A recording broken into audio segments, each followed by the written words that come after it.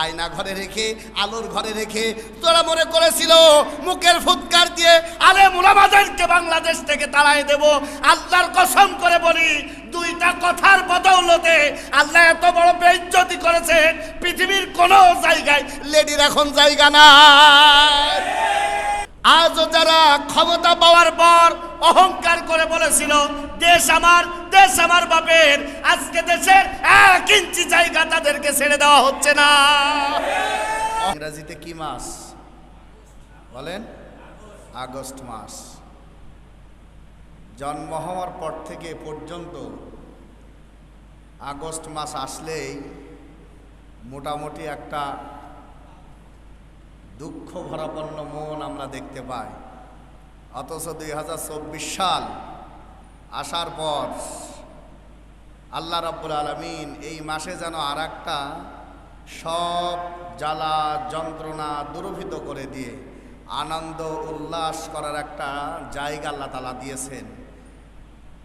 তবে এর ভিতরে কষ্টের ব্যাপার হচ্ছে এই মাসে আমরা আমাদের কলিজার মানুষটাকে হারিয়েছি। বিশ্বনন্দিত আলেমে দ্বীন, বাংলাদেশের তাফসীর কারক, আমরা বিভিন্ন বক্তার নামের আগে লিখি, বিভিন্ন বক্তার আগে আমরা লিখি বিশিষ্ট তাফসীর কারক। অথচ এই তাফসীর কারকদের জনক একজন বাংলাদেশে ছিলেন, যিনি তাফসীর কাকে বলে, কিভাবে করতে হয় এটা শিখিয়েছেন। বিশ্বনন্দিত আলেম আল্লামা দেলোয়ার হোসেন সাঈদী সাহেবকে আমরা হারিয়েছি। অত্যন্ত দুঃখের ব্যাপার হলো এই, মানুষ মারা যাবে এটাই স্বাভাবিক। আইনা মা তাকুনু ইউদরিকুমুল মাউত ওয়ালাউ কুনতুম ফি বুরুজিম মুশাইয়াদা। কিন্তু তার মৃত্যুতে আমরা সেই ফোরাত নদীর কিনারার সেই ঘটনাটা নিজেদের ভিতরে সান্ত্বনা দেই। একটা ছিল ইসলামের পক্ষে, আর একটা হলো ইসলামের বিপক্ষে। ইসলামের পক্ষে থেকে ইমাম হুসাইন রাসূল পাক সাল্লাল্লাহু আলাইহি ওয়াসাল্লামের কলিজার টুকরা নাতি জীবন দিয়েছেন জালিমের অত্যাচারে পড়ে। কার অত্যাচারে? জালিমের অত্যাচারে। সম্মানিত ভাইরা, তিনি কিন্তু পরাজিত ছিলেন না। পরাজিত যিনি যদি হতেন তাহলে ইতিহাসের পাতায় তাকে পরাজয় বরণ করার কোনো একটা জায়গা তৈরি হতো। বরং আপনি তাদের যত হিস্টোরি পড়বেন দেখবেন নিন্দিত নয়, বরং বিজয় বেশে লেখকরা তার নাম উল্লেখ করেছেন। বলেন আলহামদুলিল্লাহ। আমরাও বাঙালি মানুষ, ইসলাম প্রিয় মানুষ, আমরা মনে করি সেই 1500 বছর পর, 1400 বছর পর জালিমের অত্যাচারিত হয়ে আমরাও কলিজার মানুষ হারিয়েছি। তিনিও পরাজিত নয়, বরং তিনিও বিজিত। বলেন আলহামদুলিল্লাহ। কলিজা ভরে দোয়া করি বাংলাদেশের তাফসীর কারকদের জনক আল্লামা দেলোয়ার হোসেন সাঈদীর জন্য রব্বে কারীম যেন তার কবরটুকু জান্নাতের টুকরা হিসাবে কবুল করে নেন। অত্যন্ত পরিতাপের ব্যাপার, ওই সময় ইমাম হুসাইন রাদিয়াল্লাহু তাআলা আনহুর লাশ নিয়ে তারা সিনেমিনে খেলেছিল। এমনকি গর্দান থেকে মাথাটা আলাদা করে উপহাস করেছিল। একজন সাহাবী তার বৃদ্ধাচরণ করেছিল। অথচ ওই আচরণ করেও তার ওই দেহ নিয়ে, মরা দেহ নিয়ে তারা যে খেলা করেছে আজও আমরা দেখতে পাই। এতদিন পরে 2023 সালের আমরা দেখেছি আমাদেরও এই আল্লামাদের লাশ নিয়ে, এমনকি শহীদি কাফেলা যে সমস্ত মানুষগুলো সত্যকে প্রতিষ্ঠা করতে চায়, ওদের লাশ নিয়েও এই পৃথিবীর মঞ্চে কিছু কুলাঙ্গারেরাও সিনেমিনি খেলেছে। ওরা এখন পরাজিত না বিজিত? বলেন। অবশ্যই পরাজিত। এই জন্য ইতিহাস সাক্ষী দেয়, যারা অন্যায়কে আঁকড়ে ধরে পথ চলতে চায় এই পৃথিবীর ভিতরে আল্লাহ রাব্বুল আলামিন তাদেরকে এমন ভাবে বেইজ্জতি করে দোয়া করার মানুষ পর্যন্ত তাদের পক্ষে থাকে না। আমরা দেখেছি ভাইরা, 15ই আগস্ট আসলে আমরা দোয়া করতাম, কিন্তু উনি এমন এক কুলাঙ্কার জন্ম দিয়ে গেছে যার কারণে আমরা তার জন্য দোয়া করতে পারি নাই। আমি তাকে খারাপ বলি না, অবশ্যই বাংলাদেশের জন্য তার অবদান অনেক বেশি। তাহলে এদিক থেকে খেয়াল করে দেখেন, সন্তান যদি ভালো হয় মা বাবার জন্য ইহকালীন এবং পরকালীন একটা কল্যাণের দিক আসে। আর সন্তান যদি কুলাঙ্কার হয় ওটা মা বাবার জন্য কতটা বদনাম, কতটা লজ্জিত একটা ব্যাপার আমরা এখনই তা বুঝতে পারছি। এই জন্য আমাদের যাদের সন্তান আছে চেষ্টা করব মানুষের মতো মানুষ করার জন্য, যাতে তার দিয়ে এমন কোনো কাজ না হয় যে আমাদের দ্বারা দোয়াটা উঠে যায়। আমরা তো শেখ মুজিবকে ভালোবাসি না? দেশের জন্য তার অবদান আছে অনেক বেশি, কিন্তু কুলাঙ্কার সন্তান জন্ম দেওয়ার কারণে আজকে তাদের এই বাংলার জমিন থেকে তার দোয়াটা পর্যন্ত উঠে গেছে। এমন সন্তান থাকার চাইতে না থাকা অনেক ভালো। দেখেন, হরিপুরের মানুষ তো খেলাধুলা বেশি ভালোবাসে। প্রতিটা খেলার কিন্তু একটা রেফারি থাকে না? ছোটখাটো ভুল যদি খেলোয়াড়রা করে তাহলে রেফারি প্রথমত হলুদ কার্ড দেখায়। হলুদ কার্ড দেখানোর কারণ কি?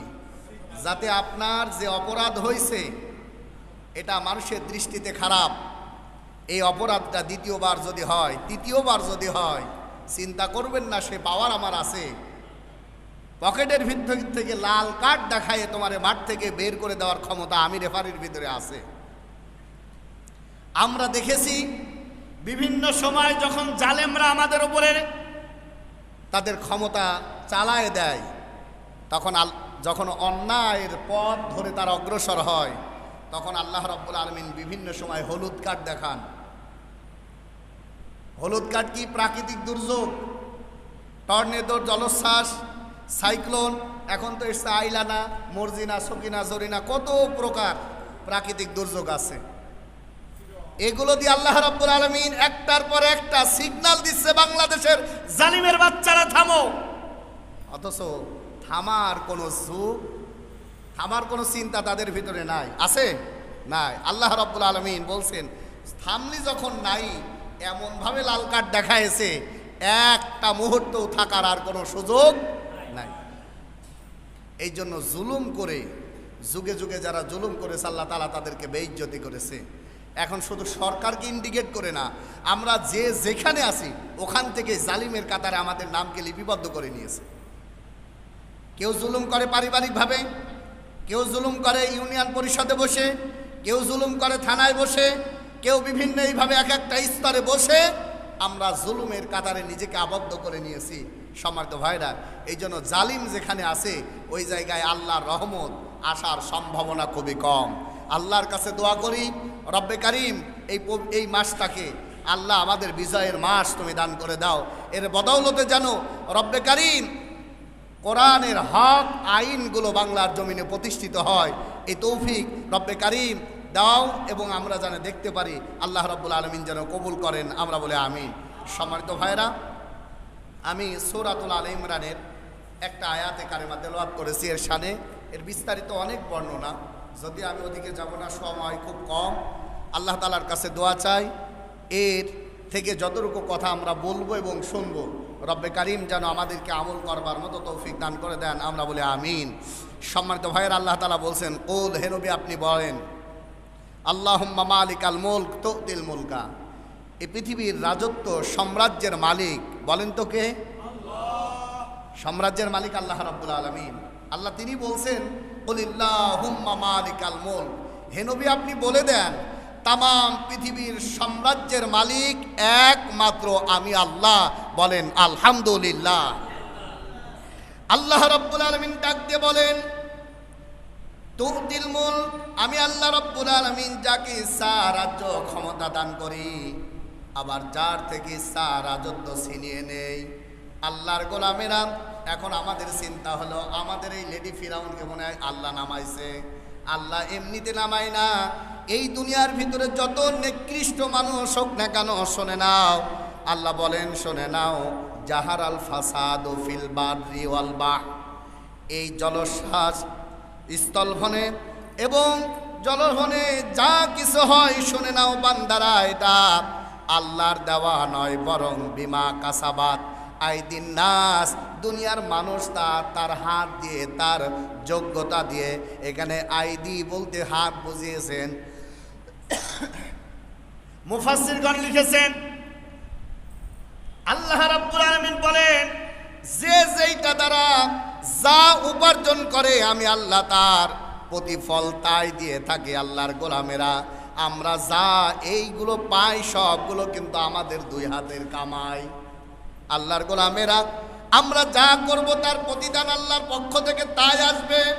তাহলে আমরা যদি জালেম হয়ে যাই, জালিমের কাতারে পড়ে যায় আল্লাহর বান্দারা, বলেন তো দেখি আল্লাহ আমাদের রহমত দেবে না গজব দেবে?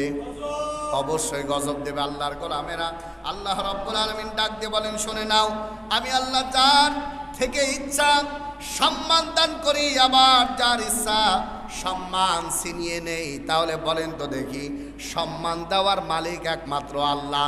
জোর করে, অর্থ দিয়ে, ক্ষমতা দিয়ে, অহংকার করে ক্ষমতার আসনে বসলেও আল্লাহ রাব্বুল আলামিন ক্ষমতার ওই জায়গায় বসাবে, কিন্তু ইজ্জত দেবে না। আল্লাহর বান্দারা স্মরণ রাখতে হবে, ওই ক্ষমতাবান মানুষই সফল, যে ক্ষমতাবান মানুষ আল্লাহর তরফ থেকে ইজ্জত পায়।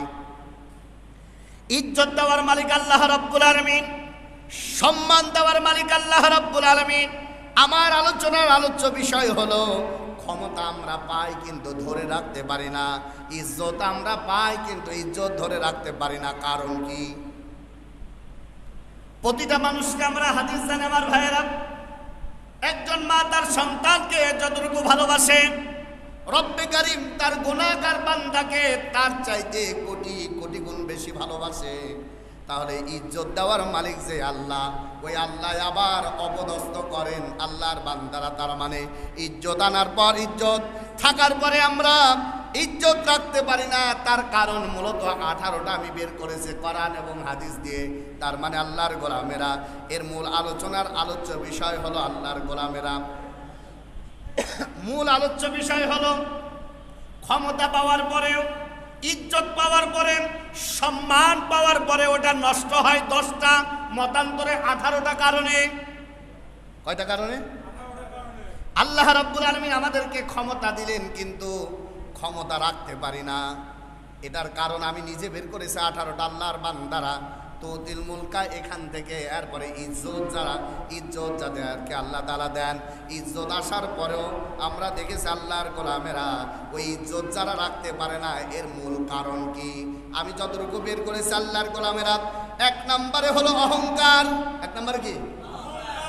আল্লাহর গোলামেরা, ইজ্জত যাদের আছে, সম্মান যাদের আছে, ক্ষমতা যাদেরকে আল্লাহ রাব্বুল আলামিন দান করেছে, আল্লাহর বান্দারা এই ক্ষমতা ধরে না রাখতে পারার কারণ হলো, যতগুলো কারণ আছে, 1 নাম্বার কারণ হলো অহংকার। এই দুনিয়ায় যারা অহংকারী মানুষ, ওরা কোনোদিন সম্মানিত হতে পারে না, ওরা কোনো ইজ্জতওয়ালা মানুষ হতে পারে না। আল্লাহ তাআলা এই দুনিয়ার ভিতরে তাদেরকে লাঞ্ছিত, বঞ্চিত করে দেয়। সম্মানিত ভাইয়েরা, আল্লাহ রাব্বুল আলামিন পৃথিবীর ভিতরে যখন মানুষ তৈরি করেন, আদম আলাইহিস সালাতু ওয়াস সালামকে, এই হিস্টোরি আমরা সবাই জানি। আল্লাহর বান্দারা, আদম আলাইহিস সালাতু ওয়াস সালামকে যখন সৃষ্টি করলেন, তার বাম পাজরের নরম হাড় দিয়ে আরেকজন মহিলা তৈরি করলেন, এবং আল্লাহ ঘোষণা করলেন, ওয়াবাসা মিনহুমা রিজালান কাসীরা ওয়া নিসা। ওখান থেকে আল্লাহ রাব্বুল আলামিন বিস্তার করে দিলেন তামাম পৃথিবীর ভিতরে মানুষগুলোকে। প্রথম জোড়াই সন্তান হতো, একটা ছেলে আর একটা মেয়ে। আমরা জানি অনেক বড় হিস্টোরি, হাবিল আর কাবিল নামক এই দুইজনকে নিয়ে। হাবিল আর কাবিল, আল্লাহর বান্দার ওই সময় বিবাহ হতো, প্রথম জোড়ার ছেলের সঙ্গে, দ্বিতীয় জোড়ার পরের জোড়ার মেয়ের সঙ্গে। কাবিলের সঙ্গে যার বিবাহ ঠিক হলো, দেখতে অসৌন্দর্য ছিল, এই জন্য কাবিল পছন্দ করলো না। হাবিলের সঙ্গে যাকে নিযুক্ত করা হলো, ওকেই কাবিল পছন্দ করলো। বিভিন্ন প্রকার মত প্রদান আছে এখানে আল্লাহর গোলামেরা।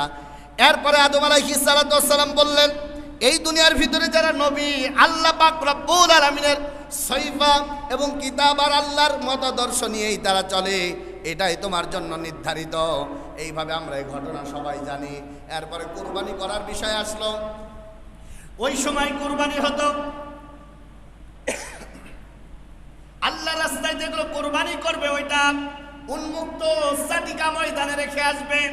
যারটা কবুল হবে জমিন থেকেই সেটা ফুরায়ে যাবে, আর যারটা কবুল হবে না ওই খোলা ময়দানে যেটা রেখে আসবে ওইভাবেই স্তব থাকবে। হঠাৎ করে দেখা গেল দুইজনের কোরবানি শুরু হয়ে গেল।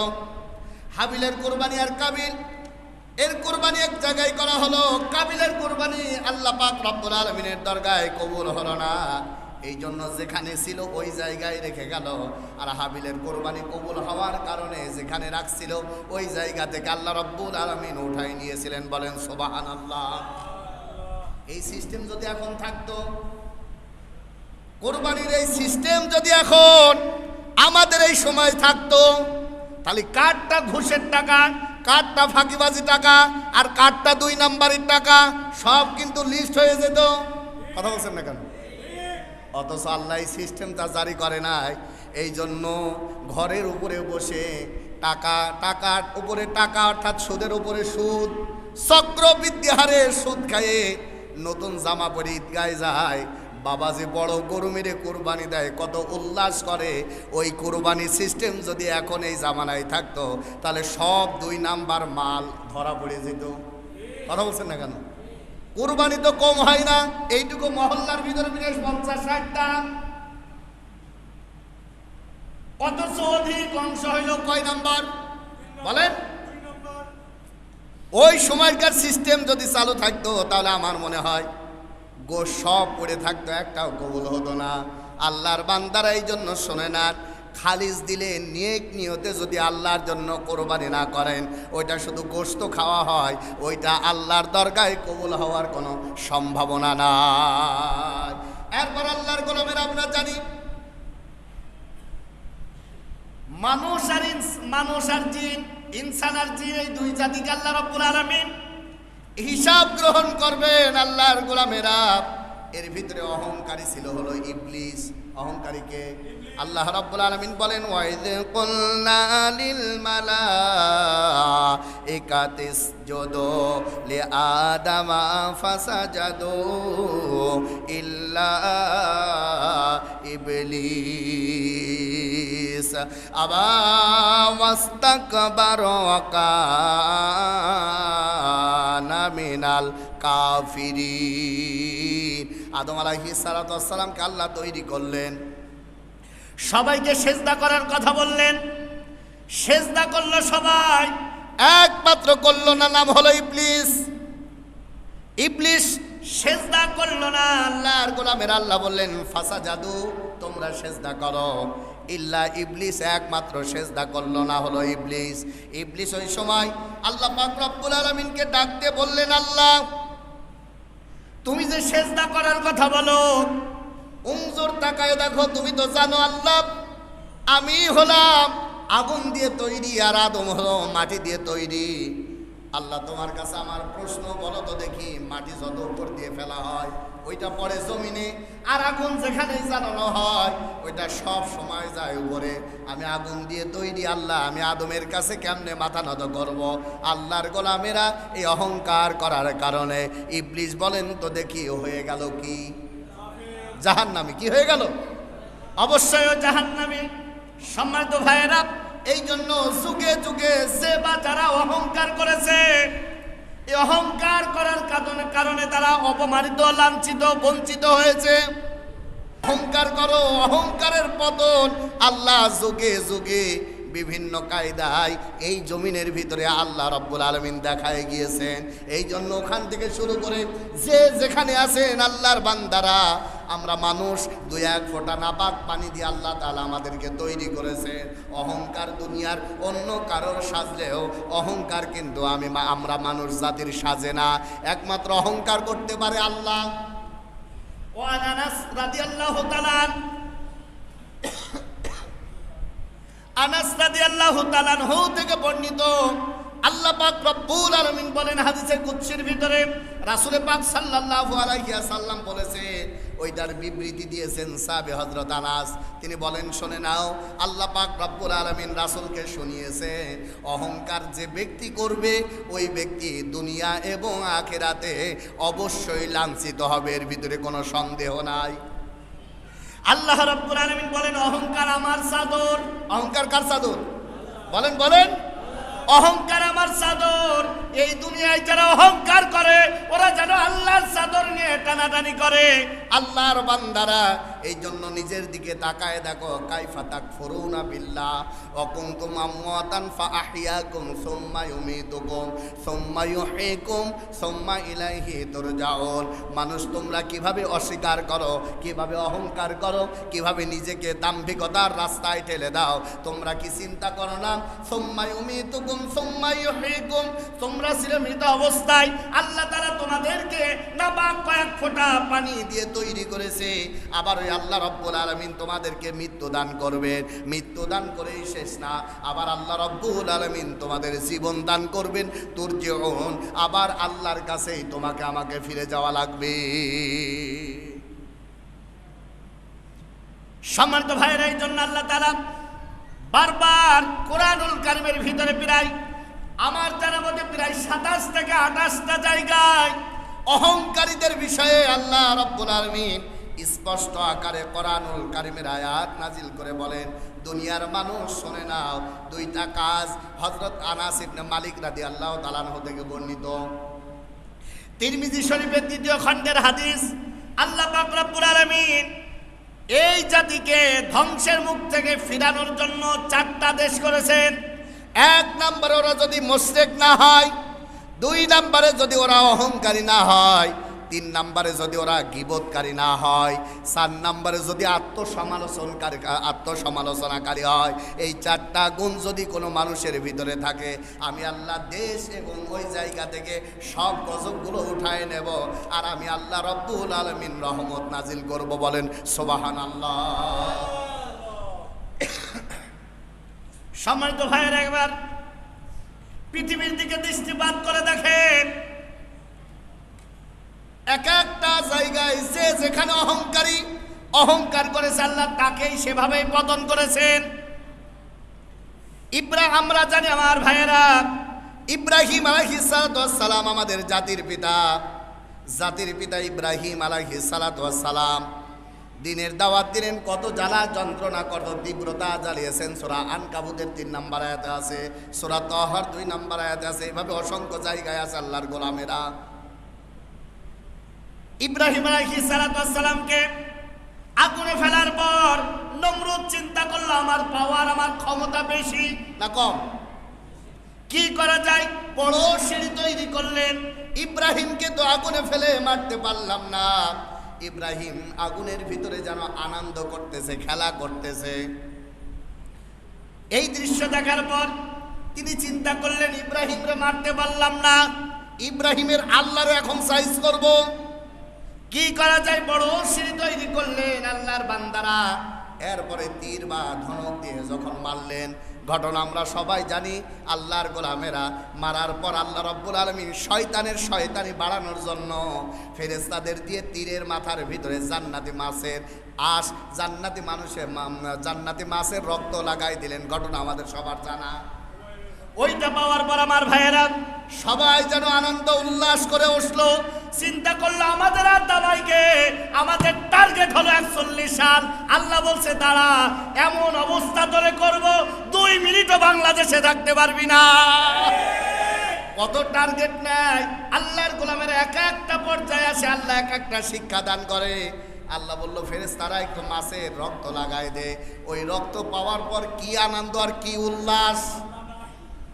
ওর ভিতর দিয়ে চিন্তা করলো, আল্লাহ শেষ। আল্লাহ কি?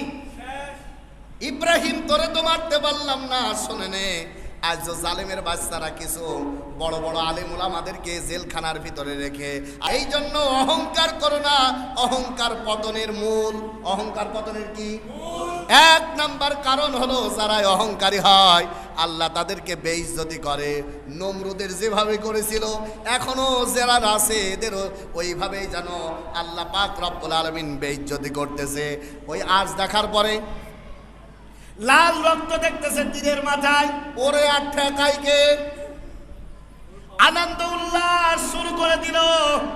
এই অবস্থা দেখে আমার ভাইয়েরা আল্লাহ রব্বুল আলামিন বলল, জালিমের খেলা শেষ, এখন আমার খেলা শুরু। আল্লাহর গোলামেরা, আল্লাহর পক্ষ থেকে এই পৃথিবীতে এক ধরনের সৈনিক আসলো। ওই সৈনিকের নাম কি? মশা। আল্লাহর গোলামেরা, মশা আসলো।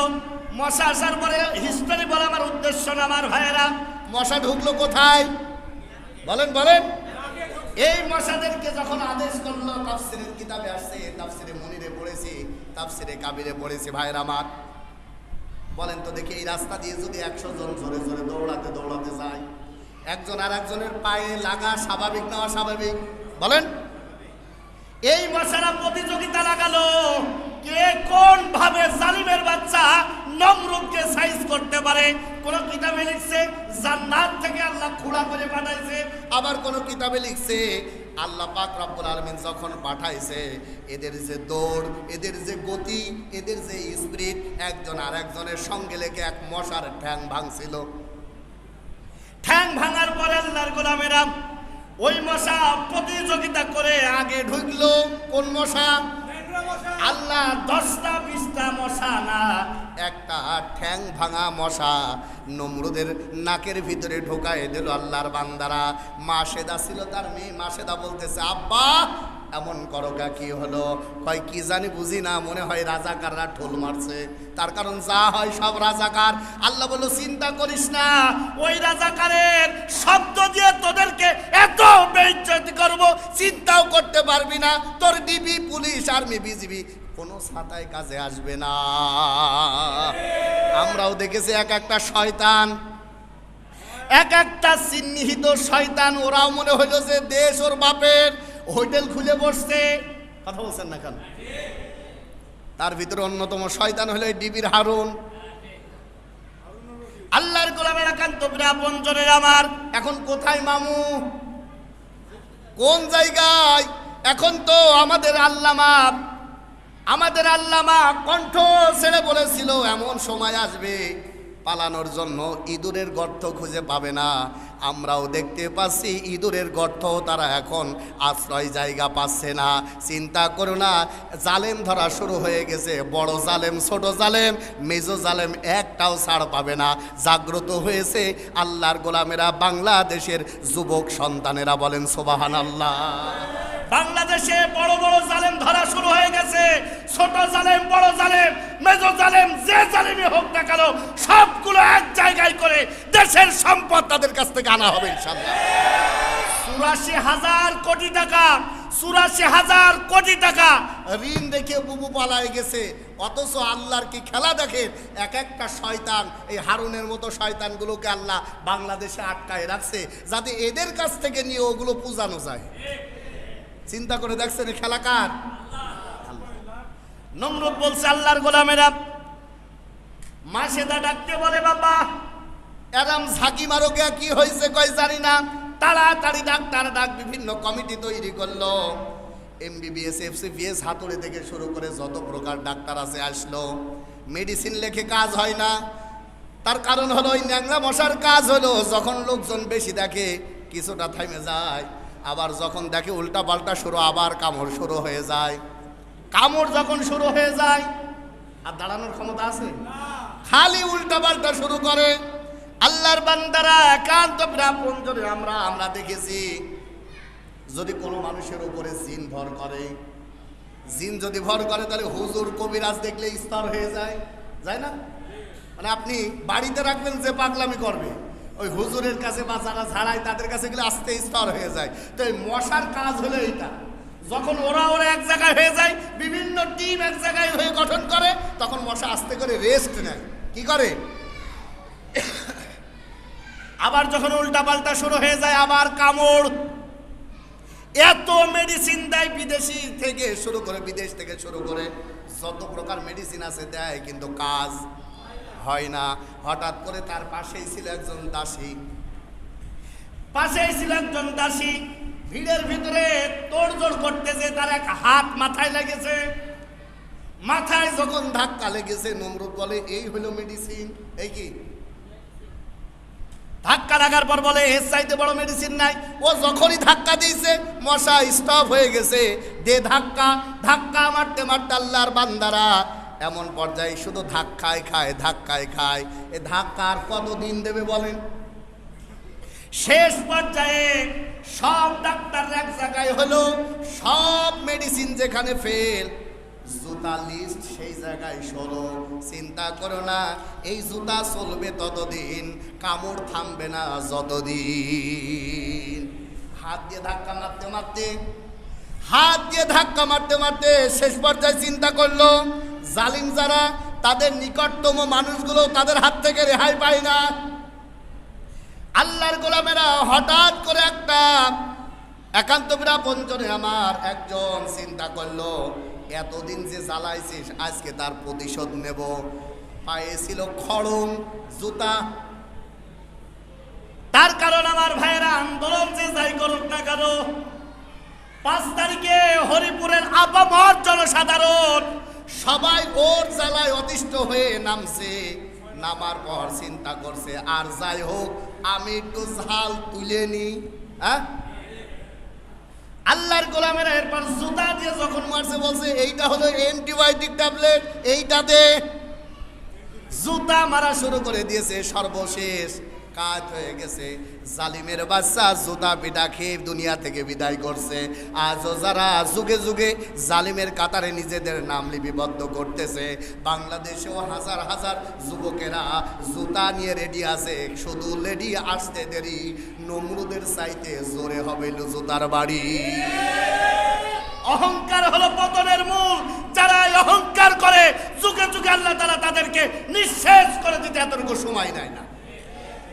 এইবার আসেন আমাদের বিশ্বের ভিতরে একটা জাহাজ আমাদের কাছে অত্যন্ত স্মরণীয়, সেটা হলো টাইটানিক। কি টাইটানিক জাহাজ 6 স্তর বিশিষ্ট, নিচের শুধু তালাটাই এত মজবুত, এত সুন্দর করে তৈরি করেছে। আমরা জানি এই টাইটানিক যারা তৈরি করার পর এই পৃথিবীর ভিতরে যত গবেষক ছিল সবাই চিন্তা করেছে এ মাল ডুবার না, এটা ডুবা সম্ভব নয়। ওই টাইটানিক জাহাজের ভিতরে খেলার মাঠ আছে, শোবার জায়গা আছে, বাজার ঘাট করার জায়গা আছে। মনে হয় যেন ওর ভিতরে একটা দেশ। আল্লাহর গোলামেরা একান্ত আপনজনে আমার চালক আহ্বান করতেছে। প্রায় 6,500-এর উপরে যাত্রী ছিল ওখানে প্রথম পর্যায়ে। 6,500 যাত্রী নিয়ে টাইটানিক চালু করলো। ঘটনা আমরা সবাই জানি। চালক নাবিকদেরকে ডাকতে বলে, এই 6,500 এত বড় জাহাজের ভিতরে মনে হচ্ছে যেন ক্ষুদ্র একটা বাজার। আবার সবাই ভয়ও পাচ্ছে, এত বড় জাহাজ যদি ডুবে যায়। চালক এই সংবাদ পাওয়ার পর নাবিকদেরকে বলতেছে, তোমরা সবাইকে জানায় দাও 6 স্তর বিশিষ্ট, শুধু আছে নিচতলা। আর কত কোটি কোটি টাকা খরচ করে এ সুবিশাল জাহাজ তৈরি হয়েছে। চিন্তা করো না, দুনিয়া উল্টিয়ে যাবে তাও জাহাজ ডুববে না। আল্লাহর গোলামেরা বলেন তো দেখি, এটা অহংকার কিনা? বলেন বলেন। অহংকার করেছিল জাহাজ। বলেন বলেন। জাহাজ ডুবা সম্ভব নয়, কারণ এত কারুকার্য, এত গবেষণা করে জাহাজটা চালু করা হলো। এই টাইটানিক হলো বিশ্বের ভিতরে সবচাইতে বড় জাহাজ। এইটা ডোবা আদৌ সম্ভব নয়। আল্লাহর গোলামেরা নাবিকেরা ঘোষণা করে দিল। সবাই উৎফুল্ল মন নিয়ে 6,500-এর বেশি যাত্রীগুলো আনন্দ উল্লাস করতে লাগলো। আমরা জানি আল্লাহর বান্দারা চলতে চলতে আটলান্টিক মহাসাগরের দ্বারে, যখন আটলান্টিক মহাসাগর একটু মাঝখানে যখন গেল, আল্লাহর গোলামেরা আমরা ইতিহাস থেকে জানতে পারি, বিভিন্ন লেখনের মাধ্যমে জানতে পারি, ছোট্ট একটা তুষারের খণ্ডের সঙ্গে আঘাত লেগে আল্লাহর বান্দারা ওই টাইটানিক নিচের তলাদেশ যেন ফেটে গেল। চারিদিকে হই হুল্লা শুরু হয়ে গেল। কি ব্যাপার, কোথা থেকে পানি আসতেছে? নাবিকদেরকে নাবিকদেরকে ছেড়ে দেওয়া হলো, যাও দেখো কি হলো। নাবিকরা বিভিন্ন পর্যালোচনা করে দেখলো ওই টাইটানিক তলাদেশ ফেটেছে, পাহাড়ের উপরে আঘাত করে না, বড় পাথরের উপরে আঘাত করে না। আল্লাহর বান্দারা তুষারের এক খণ্ড, তুষারের খণ্ড কি আমরা দেখি ফ্রিজের ভিতরে পানি তুলে ঠান্ডা হয়ে যায়, বরফ হয়ে যায়। সমুদ্রের ভিতরে আল্লাহর বান্দারা ঠান্ডা জনিত কারণে পানিগুলো জমাট বাঁধা হয়ে যায়। আল্লাহর বান্দারা ওরা অহংকার করেছিল, বলেছিল আসলে এটা ফাটা সম্ভব নয়, ধ্বংস হওয়া সম্ভব নয়। তুষারের ভিতরে ছোট্ট একটা বরফের খণ্ডের সঙ্গে আঘাত লেগে টাইটানিকের তলদেশ যখন ছিদ্র হয়ে গেল, আল্লাহর বান্দারা টাইটানিকের ওই জায়গা থেকে ছিদ্র হয়ে যে ফাটল ধরে পানি বের হওয়া শুরু হয়ে গেল, সবাই অবাক হয়ে গেল। এখান থেকে শিক্ষা নেন, আল্লাহ বড় বড় অহংকারীদেরকে ছোট ছোট যন্ত্রপাতি দিয়ে ধ্বংস করে। আজ আমরাও বাংলাদেশের টাইটানিক যারা ভেবেছিল 41 সাল, 50 সাল, 100 সাল আমরা থাকব, আল্লাহ ছোট ছোট যুবকদের দিয়ে আল্লাহ এমনভাবে টাইট করলো, এখন বাংলাদেশের 1 ইঞ্চি জায়গা তাদের জন্য না। এটা হলো অহংকার। অহংকার যারা করে প্রতিটা মুহূর্তে আল্লাহ তাদের উপরে গজব নাজিল করে। চিন্তা করে দেখেন, এত বড় টাইটানিক আল্লাহ যদি একটা বরফের আঘাতে নিঃশেষ করে দিতে পারে, তুমি তো শূন্য আর কুটি, তোমার নিঃশেষ করতে আল্লাহর কিছু লাগবে না, এই ছোট ছোট ছাত্ররাই যথেষ্ট। কথা বলছেন না কেন, ঠিক কিনা বলেন? এই জন্য চিন্তা করো না, তোমরা তোমাদের অবস্থান যদি টিকিয়ে রাখতে চাও, 1 নম্বরে অহংকার করবা না। এখান থেকে শিক্ষা নেওয়া দরকার। অহংকার যারা করেছে তারা কোনোদিনই কোনোভাবে নিজের ইজ্জত, সম্মান আর রাজত্ব আর ক্ষমতা টিকিয়ে রাখতে পারে নাই। ক্ষমতা যদি টিকিয়ে রাখতে হয়, সব একসঙ্গে বলতে হবে ক্ষমতার মালিক কে? আল্লাহ। আর ক্ষমতার মালিক যদি আল্লাহ হয়, তাহলে আমাদের কোনো অহংকার করার সুযোগ আছে? আল্লাহ রাব্বুল আলামিন এই জন্য বলেন, শুনে নাও, ইন্নাল্লাহা লা ইউহিব্বু কুল্লা মুখতালিন ফাখুর। শুনে নাও বান্দারা, অহংকার করো না, অহংকারীকে আল্লাহ রাব্বুল আলামিন কোনোদিনই পছন্দ করে না। এই জন্য যে যেখানে আসি, কিসের অহংকার আমাদের? আমরা মরে যাব 72 ঘন্টার ভিতরে। এ কথা আমি বলেছি। পিছনের রাস্তা দিয়ে মাটি থেকে তৈরি এক ধরনের পোকা মাকড় এসে মাত্র 21 থেকে 22 দিনের ভিতরে আমাদের সব কিছু নিঃশেষ করে দিতে পারে। কিসের অহংকার আমাদের? মা আর বাবার শুক্র কীট আমার ভাইয়েরা, মা আর বাবার শুক্র কীট দিয়ে আমাদেরকে আল্লাহ রাব্বুল আলামিন তৈরি করেছেন। আল্লাহ যদি চাইতেন মায়ের মাসিককে চালু করে দিয়ে ওই পেটের ভিতরেই আল্লাহ রাব্বুল আলামিন আমাকে তোমাকে নিঃশেষ করে দিতে পারতেন। কিসের অহংকার আমাদের? অহংকার আমাদের দ্বারা শোভা পায় না ভাইয়ের আমার। এখানে প্রায় 18টা বিষয় আমি নিয়ে আসছিলাম। 1 নম্বরে আমরা যেটা বুঝি, আমরা দেখি আমাদের এলাকাতে ঘুড়ি চালাই না, আমরা এ কথা বলে শেষ করে ঘুড়ি চালাই, ঘুড়ি উড়ে চলে যায়, অনেক দূরে চলে যায়। যাওয়ার পর ঘুড়ি যদি মনে করে আমার কেউ উপরে কেউ নাই, হরিপুরের সব আমার নিচে, ও যেমন ভুল করবে। আল্লাহর বান্দারা চিন্তা করেন অনেক সময় একেবারে শেষ পর্যায়ে যখন যায়, বিকাল যখন হয়ে যায়, সন্ধ্যা যখন হয়ে যায়, ঘুড়ি যত উপরেই থাক, লাটান ধরে ছোট্ট বাচ্চা টান দেয়। ছোট্ট বাচ্চা যখন টান দেয়, ঘুড়ি যত উপরেই থাক না কেন, নিচে থাকার আর নিচে না এসে উপরে থাকার আর কোনো সুযোগ থাকে না। এখন ঘুড়ি চিন্তা করে না, আমি তো আন্তর্জাতিক মানের ঘুড়ি, আমার তো সম্পর্ক উপর মহলে অনেক বেশি, আমি আর যাই হোক ওই ছোট্ট বাচ্চার কাছে যাব না। তখন ঘুড়ি দেখবেন কানি মারতে মারতে কখনো খাম্বায়, কখনো তারে, কখনো বাঁশ ঝাড়ে, থাকে না, বিভিন্ন জায়গায় অবস্থান করে আল্লাহর বান্দারা। কিন্তু দিন শেষে দেখতে পায় যে ছোট্ট বাচ্চাটা ভালোবেসে ঘুড়ি তৈরি করলো, ঘুড়ি তৈরি করার পর আকাশে উড়ালো, এরপরে তুমি নামতে চাও না, তোমার টান দিয়ে নামায়, আর ঘুড়ি বলে না, ও যখন শক্তি ধরে নামছে ওর কাছে যাব না, যাব আমি তার কাটার বাইরে। তার মানে কি, কোনো সময় দেখবেন না বিভিন্ন গাছে কানি মেজে থাকে, গাছে থাকে, থাম্বায় থাকে, অনেক সময় তার কাটায় বাইতে থাকে। ওই তার কাটা না, মানে এই যে পিলারে যে আমাদের কারেন্টের তার থাকে না, দেখেন না।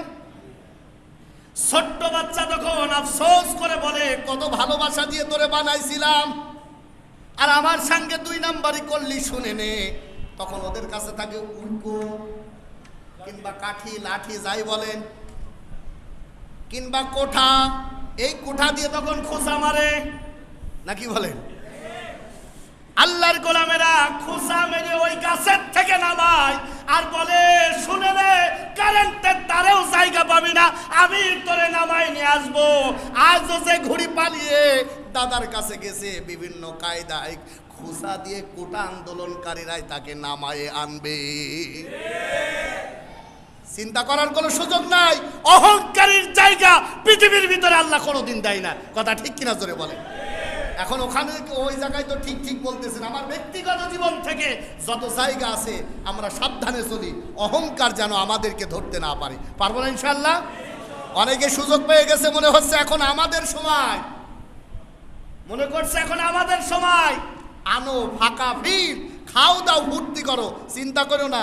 তোমরাও যদি জালেম হও, এ ছাত্র সমাজ তোমাদেরও কিন্তু কুটা দিয়ে গুঁজো মারবে, তো তোমরা থাকতে পারবে না। অতএব আসো, এখনো সময় আছে, আমরা অহংকারহীন জীবন তৈরি করি।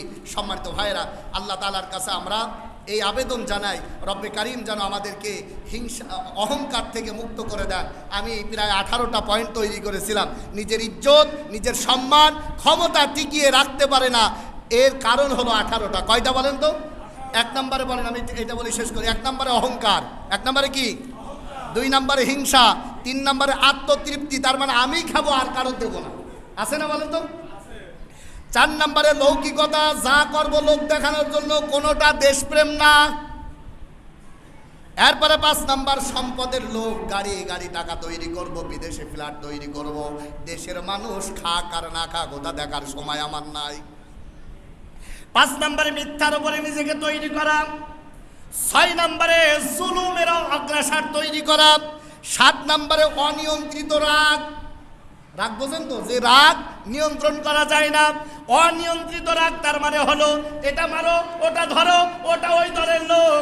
আল্লাহর বান্দারা এমনও আছে, ওটা বিরোধী দল হওয়ার কারণে ওর সন্তান যোগ্যতা থাকার পরেও ওই সন্তানকে আল্লাহর বান্দারা প্রায় 13 থেকে 14টা বছর আয়না ঘরে নিজের জীবনকে কাটাতে হয়েছে। এইগুলো হলো অনিয়ন্ত্রিত রাগ। এরপরে হলো কৃপণতা, তারপরে ক্ষমতার লোভ, এরপরে ইনসাফ ভিত্তিক অবস্থাকে নিজের ভিতরে গ্রহণ না করা, নেতৃত্বের লোভ, এরপরে জীবন সুসজ্জিত করা, আর কে হোক আর না হোক। এইভাবে 18টা পয়েন্ট আছে। এইগুলো যতক্ষণ পরিহার্য না করতে পারবে ততক্ষণ পর্যন্ত যে দলই হোক না কেন ক্ষমতা আল্লাহ দেবে, কিন্তু টিকিয়ে রাখার সম্ভাবনা নাই। আল্লাহর কাছে দোয়া চাই, আজকের থেকে নিয়ত করব আমরা আর অহংকারী হব না। বলেন বলেন, অহংকারী হব না। আল্লাহ তাআলা আমাদেরকে নেক মুকসদগুলো